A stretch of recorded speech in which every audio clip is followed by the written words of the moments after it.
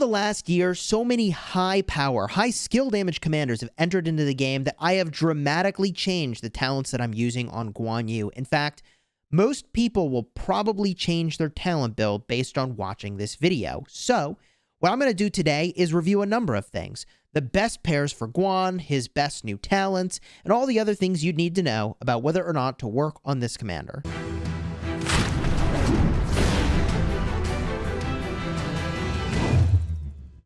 Hello my friends and welcome back. I'm Chisgule Gaming, and this video is sponsored by the makers of Rise of Kingdoms. And for those of you that are newer to my channel, I have over 1,600 videos dedicated to Rise of Kingdoms, designed to help you get value and smash your enemies, so consider subscribing. The motivation for making the video today is that I've got a new build for Guan Yu I've been using, and it's absolutely amazing. It's extremely strong. And the reason that I have switched builds is largely because the context for which we use Guan Yu has changed. Now, there are a number of extremely high-powered infantry commanders, and if you're looking at this going, bro, I don't have any of these commanders even available to look at, that is because they become available in KVK Season 4 and beyond. And if you're just picking up Guan Yu for the first time, and you're just entering KVK Season 4, I would actually say a higher priority is to work on Skippy and Boudica Prime and Nevsky. These three commanders are a much higher priority, but once you've got them done, then you start looking perhaps at a commander like Guan Yu. And when you do, here are the talent recommendations that I would have for you. You may recognize this talent build over here. It's the one I used to use for a really long time. It just goes all in on the infantry tree, getting as many infantry stats as I possibly can, with a little bit of supplementation from the skill tree. Now, this is what I used to use. But as they started to release more and more high skill damage commanders into the game, I started to shift away from raw stats. This is also because there's a diminishing return on gaining stats. The more stats you have, the less powerful each additional point will be for you, the less punch you get per point. And so I moved in the direction of this strong clarity build. Now, you've probably seen this build before, and it's swapping a small amount of stats to get some extra skill damage. After you use an active skill, you get 6% more skill damage for the next 6 seconds, which is really good when you're pairing with commanders that especially have multiple ways of dealing skill damage, which is more and more the case these days. Now, this was a build I was using for a long time, and you do sacrifice 3 really premium points in elite soldiers. That's a lot of stats, 1.5% of each stat that you're losing, and I still think it's worth it. However, I recently started using a build that is even stronger, and it goes all in on, I think, the very best talents that you can possibly have for Guan Yu in 2022 and beyond because of the way the meta has unfolded with high skill damage commanders and wanting to reduce the damage you take. With all that said, here is the build. It goes for strong clarity, as I described, getting the extra skill damage, but ditches a few of the points in the infantry tree in order to get some extra tankiness, buckler shield, reducing the counterattack damage taken by 9%. Now you may think, why is that so important? Because every time you're hitting something and they're not directly targeting you, the only damage you're taking is counterattack damage, unless maybe you get hit by area of effect skill damage. But this is really powerful. It gives you a lot of sustain when you're fighting in the open field to not take so much damage when you're not being targeted. In order to get this, I made a few sacrifices. I sacrificed a small amount of stats from elite soldiers and a small amount of utility from Snare of Thorns. That is an ability that gives a 10% chance to reduce the target's march speed by 20%. I actually do really like this. It's only a 2-second slow, though. I mean, I figure I could get rid of that, which may or may not ever really deliver value to me. Sometimes it will, sometimes it won't. In favor of something that will always give me value anytime I'm targeting anything. This delivers no value to me if I am just running away and they're beating the snot out of me, but at that point I'm just dead and really nothing is going to help me. So I think this is the best talent build for Guan Yu in 2022.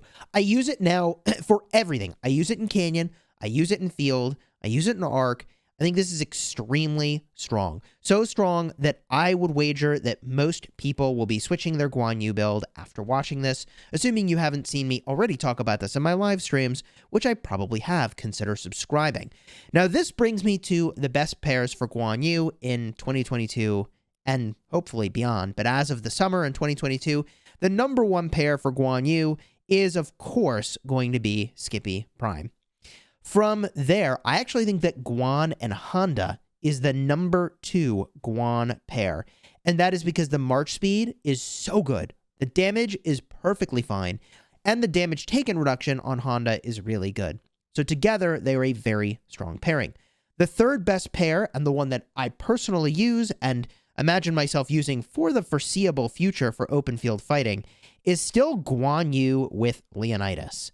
And typically what I do is I take Skippy from that Guan Skippy combo. I take Honda from that Guan Honda combo. I just put Skippy and Honda together, okay? That's what I've been doing. And I just use Guan and Leo together because they're just so strong.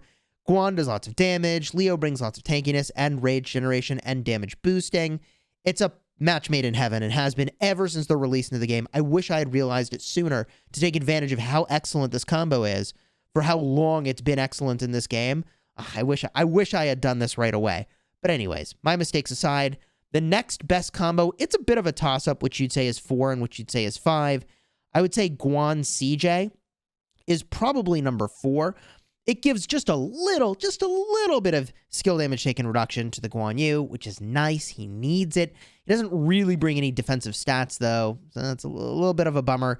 It is a solid combo, though. Guan and CJ, I've used it extensively on my restart. Very happy with how that combo has performed. The problem is that CJ has an identity crisis. He's not really exceptional at anything except fielding. He's not all that great for swarming garrisons. He's just fine. Unremarkable is how I would describe him. Unlike the number 5 pairing here for Guan Yu, which is going to be Alexander the Great. Guan and Alex is commonly used when people enter the Season of Conquest, or at least has been before Skippy entered into the game, and Alexander the Great is a very strong commander, as I struggle to find him here. Okay, there he is. He throws around shields, which is really, really valuable, and he does have instant proc damage and just an absolutely ridiculous amount of march speed, which is nice to use with the Guan Yu. So the Guan Alex, it's a fine combo. The problem is I find it just entirely too squishy. So while I like it in theory, it just freaking pops the second that it gets focused, and any march that just pops when it's focused down is fairly problematic and difficult to use in the open field. The other option you could use if you were sort of desperate, and I've seen people do this, is they'll use Mehmed. And I think this is a fine choice. I don't think it's amazing, but I think it's fine. Mehmed does a lot of damage. He also boosts skill damage, and with his relic, his museum buff, you're able to put a little bit more health and skill damage on there. He gives you a little more troop capacity. You're really missing march speed, but I think it's fine. I was going to say it's probably better than Sun Tzu. It is better than just using Sun Tzu, but that is the other final option. If you needed to go to epics, you'd pair Guan with Sun Tzu, and that's a fine starting point, but definitely not an end destination. With regard to equipment, this is pretty much the best you can do in the game, and this is a little over the top with crit, KVK helmet, and weapon. We got a Hope Cloak chest, we got the Eternal Night legs, and then the set gloves and boots. You're basically going for 100% tanky stats with the exception of the weapon. That said, there are really high value plays you can make for equipment. I've made a dedicated video on this topic. I'll remind you about it at the end. There'll also be a card up in the top. But if you wanted to go for value, low material, and a high amount of punch for what you get, using just the blue infantry shield is great for a really long time. You don't have to have the KVK helmet here to get a lot of value. You could just use the set helmet. A lot of people will do set helmet and set gloves with the Shio's return boots because those are really, really, really easy to obtain simply by participating in KVKs. I can strongly recommend that you not make the legendary infantry set, chest, and legs. For whatever reason, they're just allocated to attack stat, and it's just not as good due to the diminishing returns of having a ton of a single stat.